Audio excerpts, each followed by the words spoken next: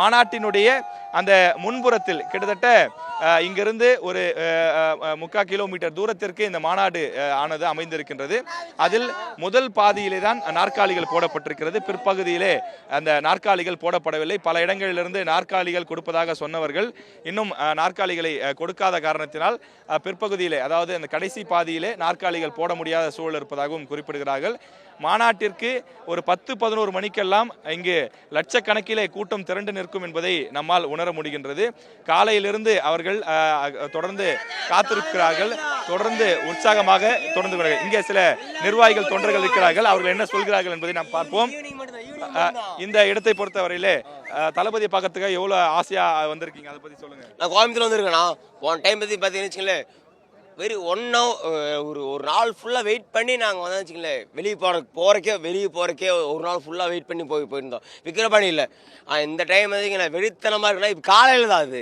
நீ சாயங்காலத்துக்கு கொடுத்த நீங்கள் பாருங்கள், ஒட்டுமொத்த டோட்டலாக மாறவே போகுது. இது வந்து ஆனால் கண்டிப்பாக டிவிக்கே தான், டிவிக்கே மட்டும்தானா. இந்த டைம் தளபதி உங்களுக்கு எவ்வளோ பிடிக்கும்? என் உசுரே தளபதி தாங்க. அவருக்காக தான் வாழ்றேன். அவருக்கு ஒரு அரியலூர் மாவட்டங்க. அதான் சொல்றேன்ல, என் உசுரே தளபதிக்காக குடுனா கொடுத்துருவாங்க உடனே.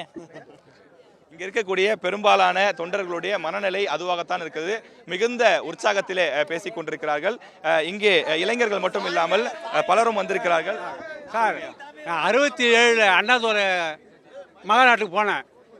67 போனேன். அந்த மாதிரி மீட்டிங்கு எம்ஜிஆரும் கிடையாது, ஜெயலலிதா கிடையாது, கலைஞரும் கிடையாது. இதுதான் ஃபஸ்ட்டு. இந்த மாதிரி விஜய் தான் மீட்டிங். இந்த மாதிரி இதுவரைக்கும் தமிழ்நாட்டில் எங்கேயுமே இல்லை. நிச்சயமாக இங்கு கூடியிருக்கக்கூடிய ஆயிரக்கணக்கான தொண்டர்களும் ரசிகர்களும் இங்கு வந்திருக்கக்கூடிய பொதுமக்களும் மிகுந்த உற்சாகத்திலே அவர்கள் வந்திருப்பதை பார்க்க முடிகின்றது. மாநாடு தொடங்குவதற்கு இன்னும் சில மணி நேரங்கள் இருக்கிறது.